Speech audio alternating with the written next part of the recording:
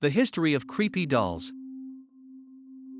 Pollock's Toy Museum is one of London's loveliest small museums, a creaking Dickensian warren of wooden floors, low ceilings, threadbare carpets, and steep, winding stairs, housed in two connected townhouses. Its small rooms house a large, haphazard collection of antique and vintage toys, tin cars and trains, board games from the 1920s, figures of animals and people in wood, plastic, lead, paint-chipped and faintly dangerous-looking rocking horses, stuffed teddy bears from the early 20th century, even, purportedly, a 4,000-year-old mouse fashioned from Nile clay. Dolls with sleepy eyes, with staring, glass eyes. Dolls with porcelain faces, with true-to-life painted ragdoll faces, with mops of real hair atop their heads, with no hair at all. 150-year-old Victorian dolls, rare dolls with wax faces. Dolls with cheery countenances, dolls with stern expressions. Sweet dolls and vaguely sinister dolls. Skinny Dutch wooden dolls from the end of the 19th century, dolls in traditional Japanese or Chinese dress. One glassed-off nook of a room is crammed with porcelain-faced dolls in 19th century clothing, sitting in vintage model carriages and propped up in wrought iron bedsteads, as if in a miniaturized, overcrowded Victorian orphanage. Some visitors to the museum, however, can't manage the doll room, which is the last room before the museum's exit. Instead, they trek all the way back to the museum's entrance, rather than go through. It just freaks them out, says Ken Hoyt, who has worked at the museum for more than 7 years. He says it's usually adults, not children, who can't handle the dolls. And it happens more often during the winter, when the sun goes down early and the rooms are a bit darker. It's like you'd think they've gone through a haunted house. It's not a great way to end their visit to the Pollock's Toy Museum, he says, laughing, because anything else that they would have seen that would have been charming and wonderful is totally gone now. A fear of dolls does have a proper name, pediophobia, classified under the broader fear of humanoid figures, automatonophobia, and related to pupophobia, a fear of puppets. But most of the people made uncomfortable by the doll room at Pollock's Toy Museum probably don't suffer from pediophobia so much as an easy-to-laugh off, often culturally reinforced, unease. I think people just dismiss them. "Oh, I'm scared of dolls," almost humorously. "I can't look at those, I hate them," laughingly, jokingly. Most people come down laughing and saying, "I hated that last room, that was terrible," Hoyt says. Dolls, and it must be said, not all dolls, don't really frighten people so much as they creep them out. And that is a different emotional state altogether. Dolls have been a part of human play for thousands of years. In 2004, a 4,000-year-old stone doll was unearthed in an archaeological dig on the Mediterranean island of Pantelleria. The British Museum has several examples of ancient Egyptian rag dolls, made of papyrus-stuffed linen. Over millennia, toy dolls crossed continents and social strata, were made from sticks and rags, porcelain and vinyl, and have been found in the hands of children everywhere. And by virtue of the fact that dolls are people in miniature, unanimated by their own emotions, it's easy for a society to project whatever it wanted onto them. Just as much as they could be made out of anything, they could be made into anything. I think there is quite a tradition of using dolls to reflect cultural values, and how we see children, or who we wish them to be, says Patricia Hogan, curator at the Strong National Museum of Play in Rochester, New York, and associate editor of the American Journal of Play. For example, she says, by the end of the 19th century, many parents no longer saw their children as unfinished adults, but rather regarded childhood as a time of innocence that ought to be protected. In turn, dolls' faces took on a more cherubic, angelic look. Dolls also have an instructional function, often reinforcing gender norms and social behavior. Through the 18th and 19th century, dressing up dolls gave little girls the opportunity to learn to sew or knit. Hogan says girls also used to act out social interactions with their dolls, not only the classic tea parties, but also more complicated social rituals such as funerals as well. In the early 20th century, right around the time that women were increasingly leaving the home and entering the workplace, infant dolls became more popular, inducting young girls into a cult of maternal domesticity. In the second half of the 20th century, Barbie and her myriad career and sartorial options provided girls with alternative aspirations, while action figures offered boys a socially acceptable way to play with dolls. The recent glut of boy-crazy, bizarrely proportioned, hyper-consumerist girl dolls, think Bratz, Monster High, says something about both how society sees girls and how girls see themselves, although what is for another discussion. So dolls, without meaning to, mean a lot. But one of the more relatively recent ways we relate to dolls is as strange objects of, and this is a totally scientific term, creepiness.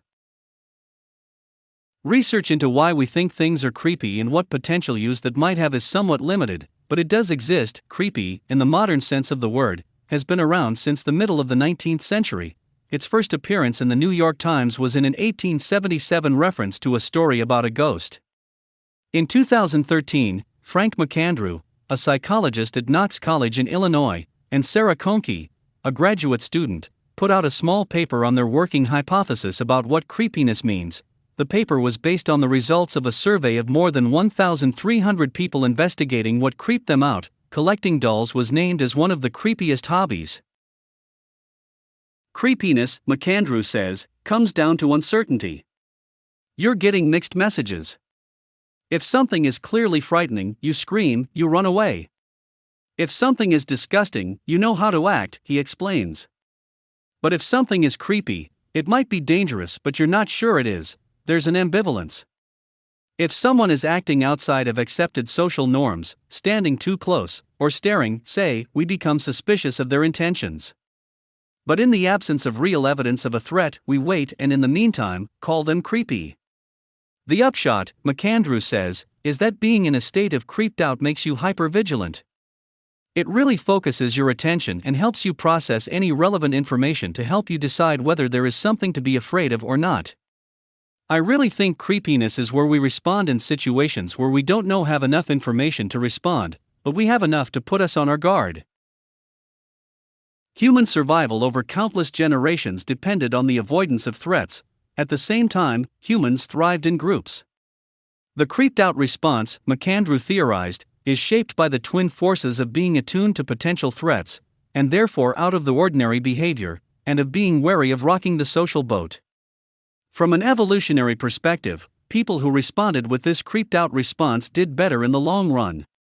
People who didn't might have ignored dangerous things, or they're more likely to jump to the wrong conclusion too quickly and be socially ostracized, he explains. Dolls inhabit this area of uncertainty largely because they look human, but we know they are not. Our brains are designed to read faces for important information about intentions, emotions and potential threats. Indeed, we're so primed to see faces and respond to them that we see them everywhere, in streaked windows and smears of Marmite, toast and banana peels, a phenomenon under the catch-all term pareidolia. Try not to see the faces in this I See Faces Instagram feed. However much we know that a doll is, likely, not a threat, seeing a face that looks human, but isn't unsettles our most basic human instincts. We shouldn't be afraid of a little piece of plastic, but it's sending out social signals, says McAndrew, noting too that depending on the doll, these signals could just as easily trigger a positive response, such as protectiveness. They look like people but aren't people, so we don't know how to respond to it, just like we don't know how to respond when we don't know whether there is a danger or not. The world in which we evolved how we process information, there weren't things like dolls. Some researchers also believe that a level of mimicry of nonverbal cues, such as hand movements or body language, is fundamental to smooth human interaction. The key is that it has to be the right level of mimicry, too much or too little, and we get creeped out. In a study published in Psychological Science in 2012, researchers from the University of Groningen in the Netherlands found that inappropriate nonverbal mimicry produced a physical response in the creeped-out subject. They felt chills. Dolls don't have the ability to mimic, although they do seem to have the ability to make eye contact, but because at least some part of our brain is suspicious about whether this is a human or not, we may expect them to, further confusing things. You can't talk about creepy dolls without invoking the Uncanny Valley, the unsettling place where creepy dolls, like their robot cousins, and before them, the automatons, reside. The Uncanny Valley refers to the idea that humans react favorably to humanoid figures until a point at which these figures become too human. At that point, the small differences between the human and the inhuman, Maybe an awkward gait, an inability to use appropriate eye contact or speech patterns, become amplified to the point of discomfort, unease, disgust, and terror. The idea originated with Japanese roboticist Masahiro Mori's 1970 essay anticipating the challenges robot makers would face. Although the title of the paper, Bokimi no Tani, is actually more closely translated as Valley of Eeriness, the word uncanny harkens back to a concept that psychiatrist Ernst Jentsch explored in 1906 and that Sigmund Freud described in a 1919 paper, The Uncanny.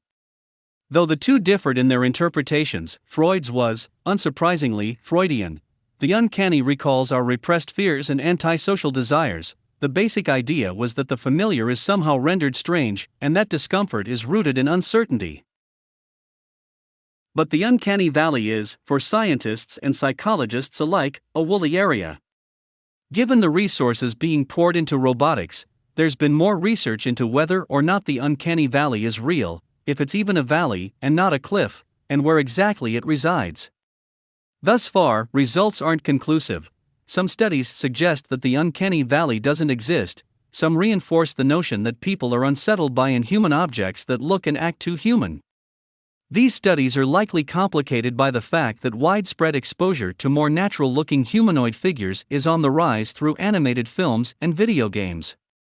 Maybe like the Supreme Court standard for obscenity, we know uncanny, creepy humanoids when we see them?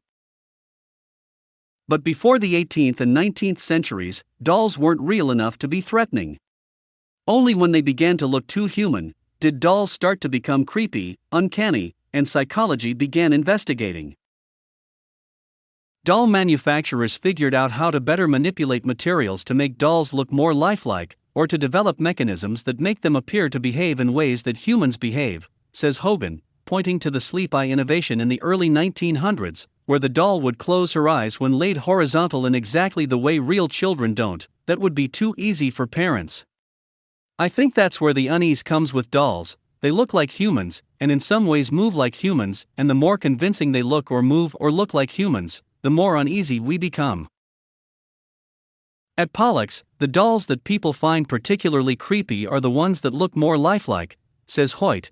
These are also the ones that have begun to decay in eerily inhuman ways. The dolls don't age well. I think any time that a doll really tried to look like a human being, and now is 100 years old, the hair is decaying, the eyes don't work anymore. So it looks as much like a baby as possible, but like an ancient baby, Hoyt says. Which presents an interesting phenomenon. The creepiness of realistic dolls is complicated by the fact that some people want dolls, and robots, that look as lifelike as possible. Reborns are a good illustration of the problem. Hyper-realistic, these are custom-crafted infant dolls that, reborn artists and makers say, you can love forever. The more lifelike an infant doll is, and some of them even boast heartbeats, breathing motion, and cooing, the more desirable it is among reborn devotees, but equally, the more it seems to repulse the general public. Perhaps it comes down to what we can make dolls into. In a F.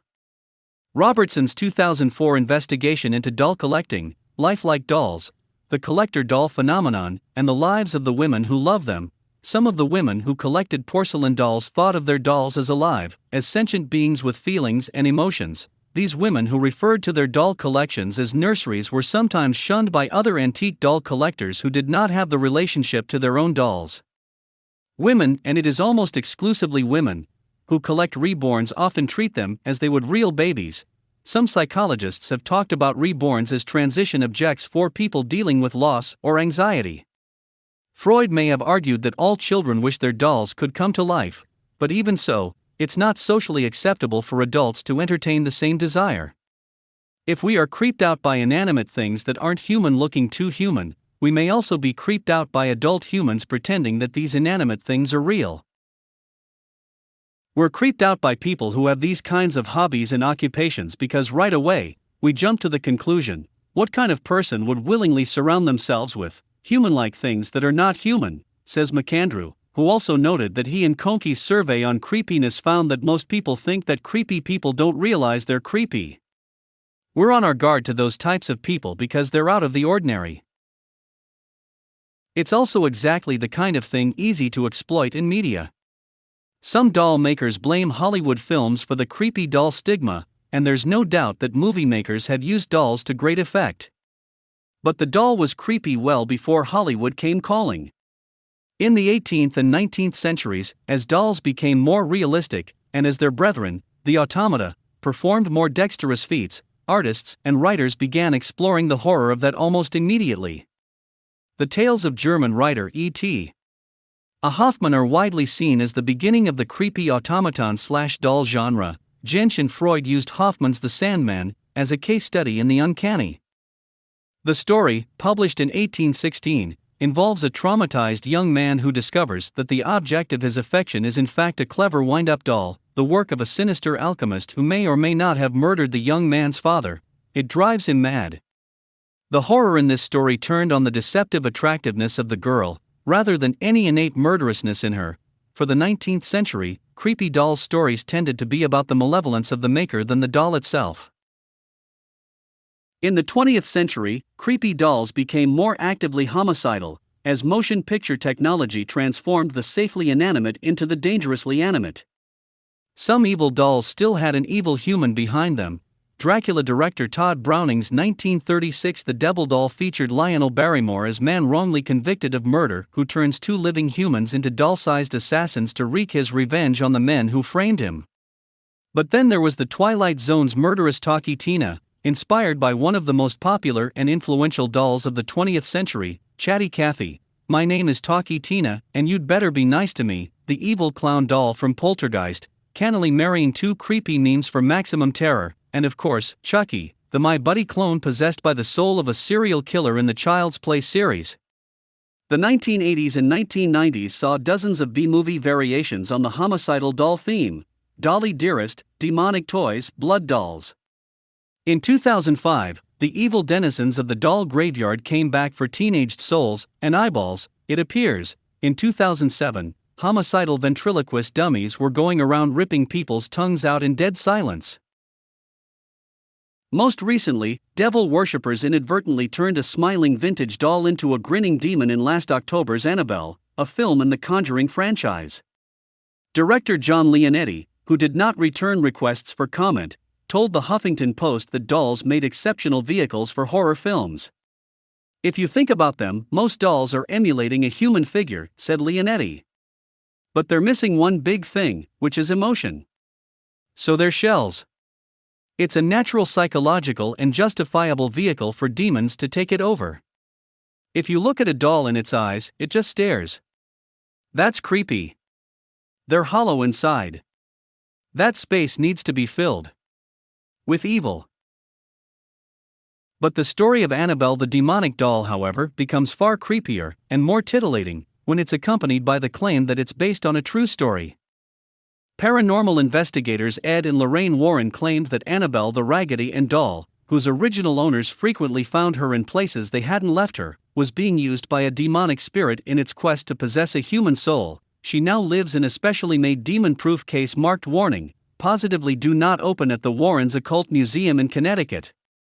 Annabelle is not the only evil doll the museum alleges it houses, and there are many more such purportedly real-life possessed dolls around the world. As NPR reported in March, haunted dolls are a thing.